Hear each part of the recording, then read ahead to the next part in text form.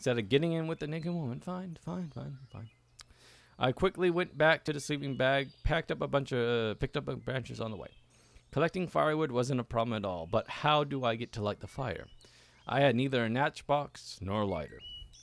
Like every educated person, I knew that it's possible to do it by rubbing one stick against another, but I've never done this before, which I had no other ideas. I started to drill one stick like the other.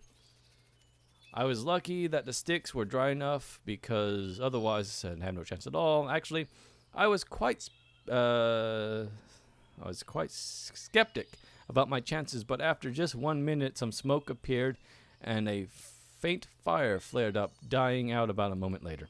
At least it was clear that I could handle this way of starting a fire. It took me another 20 minutes of suffering, but in the end, I had a small fire burning next to the sleeping bag. I was throwing more sticks in lazily. This is how it turns out. Man can adapt to anything, and so I could probably even survive in a snowy weekend. My survivalist thoughts were interrupted by Sylvia, who suddenly appeared right above me. Wow, y'all's good. I lifted my gaze and quickly turned away. She was wearing a shirt, but thanks to the dampness, it wasn't hiding much. It wasn't a problem in the lake, but it's quite different when she's so close. One wouldn't get lost with the O. So that's supposed to represent the not much in imagination. Sylvia sat with her back against mine. I hope I drive off quickly. If only someone could help me warm up. Hint, hint. Hint, hint. Anyways. Somehow I was hoping so too. So, what? I asked in a muttered voice. Tell me something else about you bastard. I don't know, really. I felt like something was stuck in my throat. Storytelling was definitely out of the question. You've gotten so stiff suddenly. Well, I saw you in the lake by... Oh, you mean personality-wise. Yeah. Really? Why wouldn't I? It's nothing. I had a feeling that I was about to just sit there. I wouldn't be able to sit there and take it any longer. Animal instinct was clouding my mind. You think this is normal? Oof, what? Sitting like this? What's wrong with it? Seemed like Sylvia really didn't understand. Well, you are. Do you really not get it? I sighed hopelessly. Well, I'm not sure, you bastard. Can you show me the way of love? Hint, hint. Her voice sounded cunning. What do you think? Well, I'd... Maybe. We shouldn't hold back. Her words flashed through my head. She's giving her consent. I think she was doing that the whole time. Uh-oh. Censoring. That's not symbolism for something else, is it? Oh, wow. Wow, that is... Wow, that's... Wow. That was insertion. That's what that was. Yes, something wonderful did happen. And only took 5 minutes. Something that I couldn't dream even 6 days ago. Maybe here... by the way, it's weird. I didn't realize it went black even just after that. That symbolized that we blacked out after... after insertion. Passed out. Anyways, the reason for me being at discount. That was amazing. Yeah. Anyone got an oxygen tank? I can't breathe. For a while there, we just laid close to each other. It's getting chilly. Can you warm me up again, you bastard? Hang on. I unfolded the sleeping bag and we got inside together. Sylvia rested her head against... the accent's continuing. Mind if I take a quick nap? I feel so tired. Sure, go ahead. I'll just be in a coma here. Soon her breathing became deep and steady. The wind quietly rustled the leaves on the trees around us. The grass was swaying next to us, and tiny bugs buzzed annoyingly overhead. Suddenly I realized this was the best place I've ever been in my life. Thinking that, I fell asleep. Ellipses was filming the whole time. You bastard! Ellipses threatened me with a lawsuit No, wait a minute. Ellipses threatened to release the tape on the internet if I didn't pay him off. I opened my eyes and saw the top of the oak roaring above. A strong wind had risen, chilling me to the bone. The full moon was staring right at me. Night has fallen. I couldn't really tell what time it was, but it didn't really matter. Excuse me. I tucked the sleeping bag around her cozily, got dressed, and headed to the lake. I wasn't really thirsty, and there wasn't any other options of... I was really thirsty, rather. Besides, I didn't think the water here is poisonous, other than the naked woman I just had sex with was swimming in it, and the water lilies.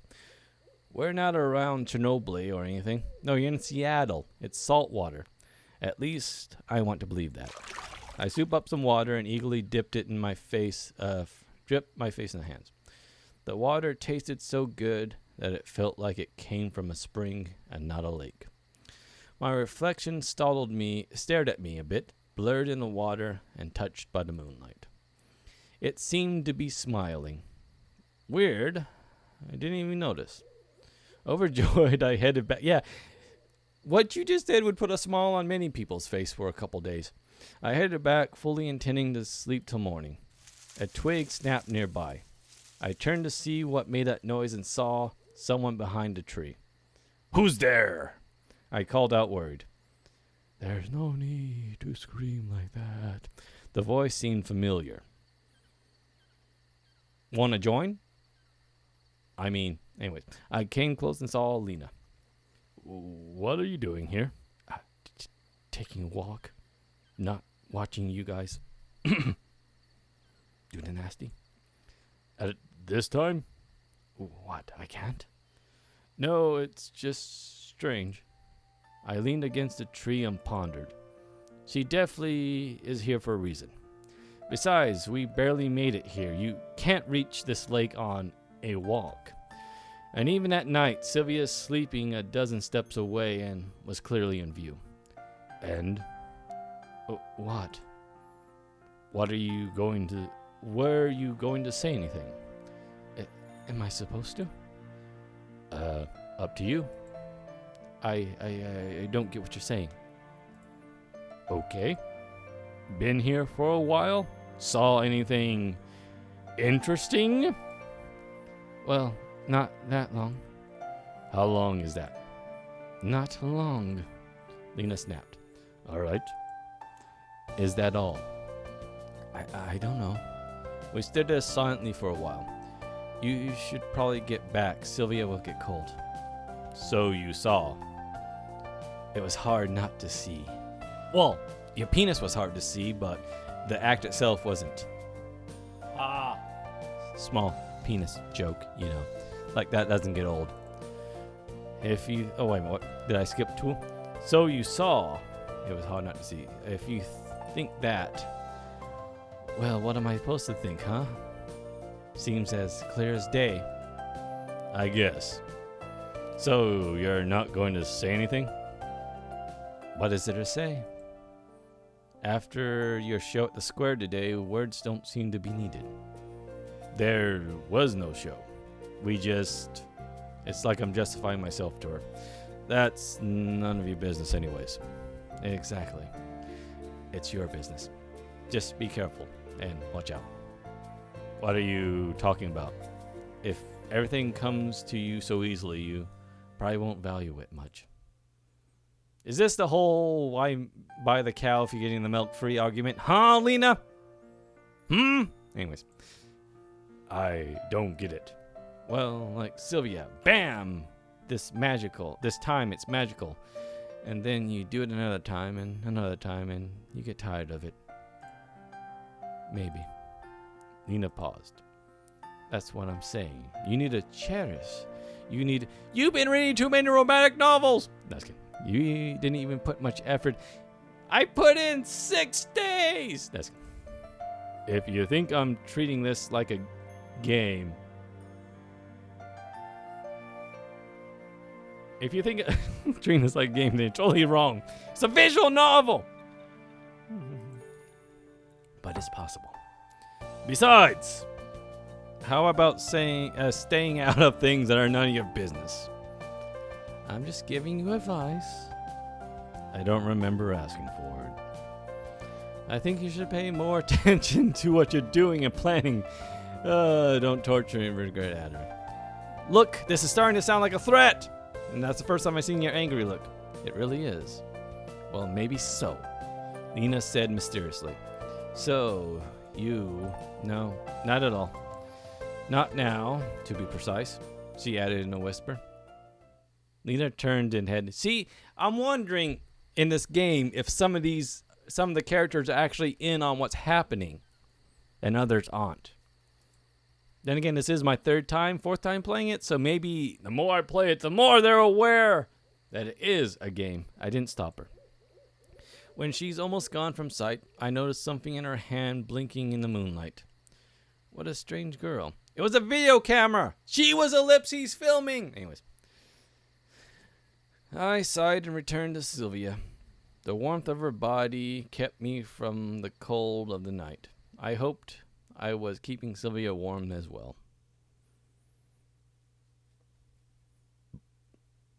Is this the next date? Yep, day 7. Hey, you have your clothes on. Almost didn't recognize you.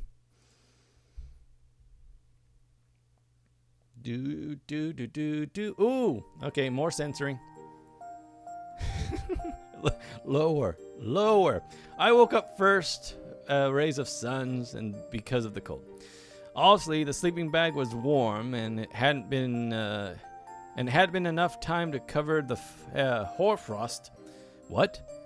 But still, it was a novelty for me to spend the night in the forest. Carefully, in order to avoid waking Sylvia, I got out of the sleeping bag. The first morning air finally dispelled my drowsiness, and the serenity of last night swept over me. Well, mainly because you woke up naked with a girl who was also naked. That second part's usually the key. I guess it was the happiest moment of my life. Intimacy, tenderness, love, passion, all these emotions interleaked in me during those short hours. It was 5 minutes. I looked at Sylvia, and she was beautiful. Her face sat in a motionless expression of absolute tranquility and peacefulness. I guess that's how angels sleep. I had no wish to wake her up. I just sat down by her side, observed the way the morning began. Is she dead? Nature. The first dews of lights dancing on the leaves, patches of sunlight on the water used to be alien to me yesterday. The concrete jungles of a huge city were only forest I've known before. And if someone had told me that I could just sit and enjoy things like this despite the night cool and annoying mosquitoes, without computers and internet, I definitely wouldn't have believed them. Nope, she's alive. Good morning, you bastard. What do you think about leaving without saying goodbye? I looked at Sylvia. Morning. Did you sleep well? Better than ever, you honky bastard, yeah. Wow, I am actually ripped. Me too.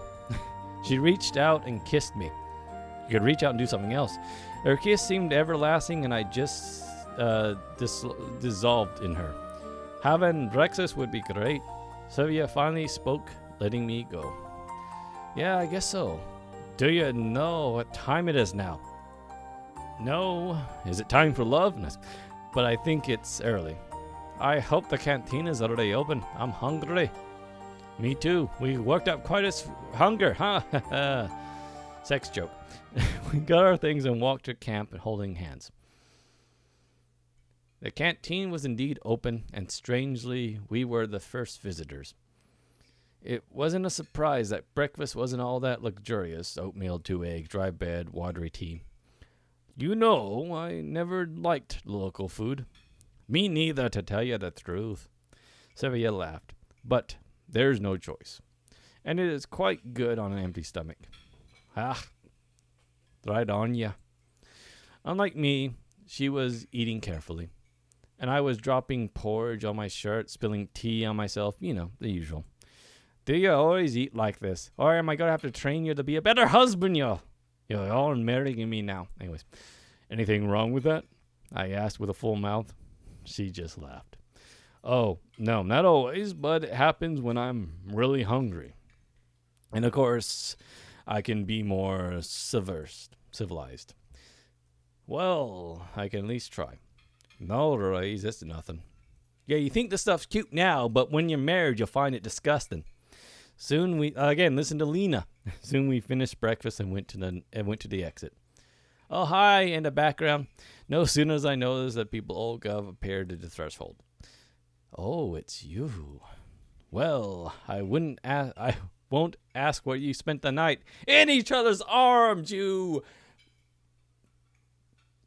enemy of love. There we go. I was trying to think of something to say. So, is it? Yes, we're expecting. Sylvia said with a bright smile. Yes, morning. Okay, just forget to pack your things. We won't. Oh, don't forget to pack your things. What does she mean? Some hike again? I asked Sylvia if we left the canteen. No. Today's the last day. Have you forgotten, you idiot? Idiot! That's the word I was trying to think. Last day of what? Oh, last day of the term. To say that, her words stuck me dumb with an I was dumbfounded, right? How, why, when, who, and by what means? Why you're surprised? Didn't you know? It was announced starting the lineup. But even at those lineups which I attended, I just was sleeping on my feet. No. Now you know. And knowing's half the battle. And what should I do? Her words stirred a massive emotions inside me. On one hand, I get out of this cursed camp at last. It might get some answers. On the other, I just found something very important to me. And now I have to let it go. Yes, I didn't sing the song. Sorry. What do you mean? Oh, nothing. And when is the departure? It's in the evening at 5 or 6 o'clock. Well, still a lot of time. Yes, but I have something to do. And I should find Zoe. She might be worried since I was absent for the whole night. That gossiping whore! You hear me, Zoe? Oh well, worrying is so much like her. See ya at lunch. Sylvia gave me a kiss on the cheek and ran away. I kept staring at the canteen entrance. I had absolutely nothing to do, nothing to pack, so the only thing to do was wander around camp till evening and think. I would give anything to be able to empty my head for these 10 hours. A voice pulled me out of my trance. Hey, sexy lady. Electronic stood before me as merry as usual. You too. I replied absent-minded. You know the whole camp is talking about you. I guess I know why. So, you, did it already. Huh? Wink, wink, nudge, nudge, say no more. Is your wife a goer? Wink, wink, nudge, nudge, say no more. He asked, giggling. Do you really think that concerns you? Well, no, I just... Then keep quiet. Bitches get stitches. Or snitches. Hey, Gendo. Snitches get stitches. Gendo, do you know what it is? Oh, no, you're from the 90s. Leaving him alone with his speculations, I walked to the square. Why does he have to behave in a way that drives everyone mad? He's a guy. It's a guy thing, okay? Again, the guy that just became president seemed to brag about assault, so it's what guys tend to do, except not the assault part. The guy, fuck it, Trump's a fucker. Anyways, and I don't mean in a good, fuck it, he's an idiot. Gendo, help me! Anyways, I don't know what to do, and I can't move to Canada, although it's probably just me and, he maddens. Miku, I was completely immersed in my thoughts, not looking around, and my voice is giving out. Hold on. Oh, sorry, I should be more careful. I was lost in thought, too. Didn't notice you. Do you know what happened? Oh, and hi. I looked through her and just kept walking. Oh, Simon, wait a second. What's up with Sylvia? Tell me. It's so interesting. It seems like everyone at the whole camp expects me to know about it. No, I'm curious, but did you point out? And does a curtain match the drapes? Saying that she's not curious is like denying a universal truth. Nothing special, and yes, they do match. I answered without turning back. Well, if you don't want to. I tried to isolate myself from the outside world, so Miku's words passed by. The square scenery was soon replaced by the beach.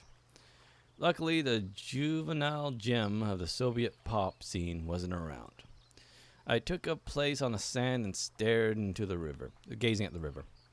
Why on earth is the whole camp so immersed in... Again, it's what camps do. Hey, did you hear so-and-so hooked up? Oh, in my world, no one would have... Yes, they would have. It's teenagers and a camp situation. Again, you should be hitchhiking on the train to find answers. At least not out loud. Oh, they would. At least you didn't hear those things said behind your back. From now, I was ready to endure gossip just as long as I don't have to report to everyone about my private life. Except you had sex in public, so... Oh. The sun was rising higher and higher, and I was nodding off. My eyes were already closed when I suddenly heard someone sitting down next to me. Hi, sexy. It was Alice. Congratulations. Meaning, don't you know? It didn't look like Einstein to work it out. To be honest, I'm sick and tired of this. Everyone here just has to mention it. Enough! And what did you expect? I can't remember. She gets a normal voice.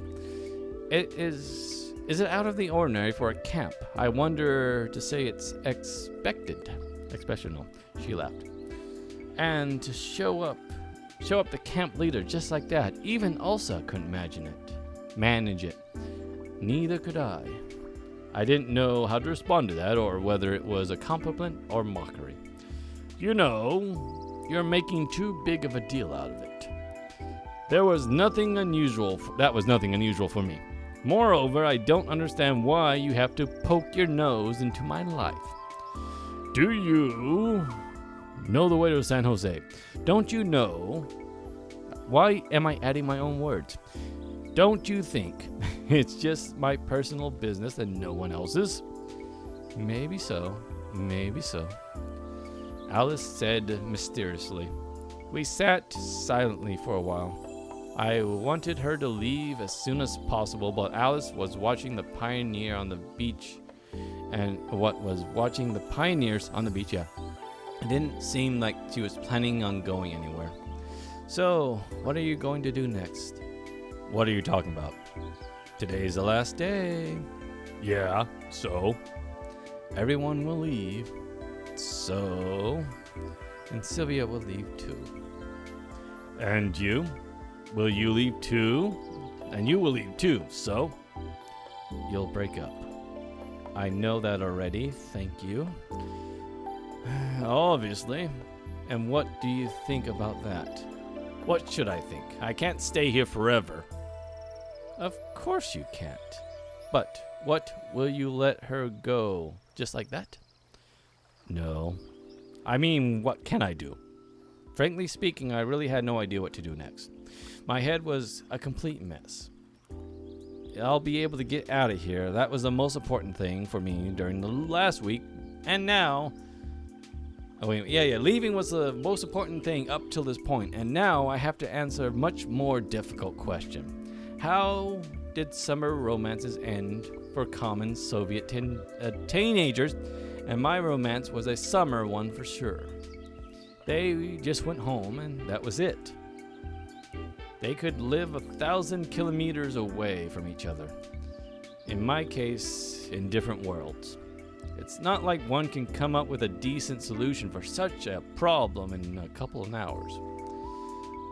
Like I know, it's up to you to decide. Alice grinned, stood up, and ran into the river, also taking off her clothes. There was only about a half an hour till lunch, so I slowly walked to the canteen.